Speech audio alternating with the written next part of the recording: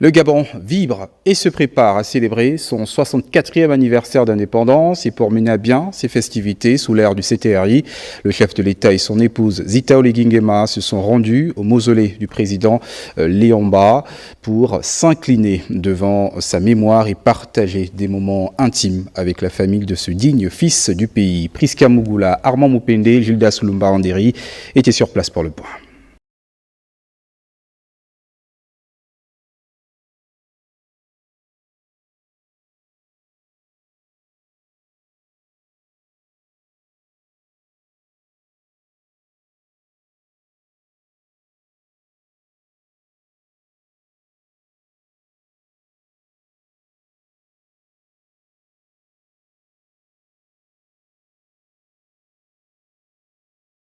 Août. La date est profondément enracinée dans la conscience collective des Gabonais. Elle marque le début des manifestations commémorant l'accession de notre pays à la souveraineté internationale. Première étape de cette 64e célébration, c'est le souvenir.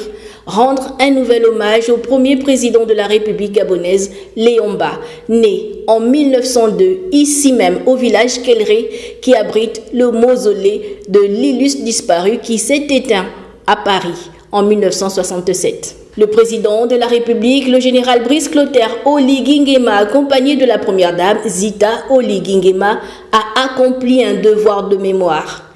Hymne national et sonnerie aux morts pour respecter la tradition. La 64e édition de l'indépendance du Gabon recouvre sa sapidité d'antan. Notre pays, grâce au CTRI, renoue avec l'espérance et l'essor vers la félicité tant rêvée par nos devanciers. Ce souffle nouveau impulsé depuis le 30 août 2023 vise à restaurer la dignité de la mère patrie en catalysant le développement économique du Gabon et en améliorant significativement le quotidien de son peuple. Cette cérémonie du mémorial Léomba a été précédée d'une visite du couple présidentiel à la veuve de l'ancien président du Gabon, l'ancienne première dame Catherine Ba, âgée de 106 ans, qui a assisté l'homme d'État dans ses lourdes et hautes fonctions qui consistaient à présider aux destinées du Gabon. C'est enfin notre sort de la félicité. C'est enfin notre sort de la félicité.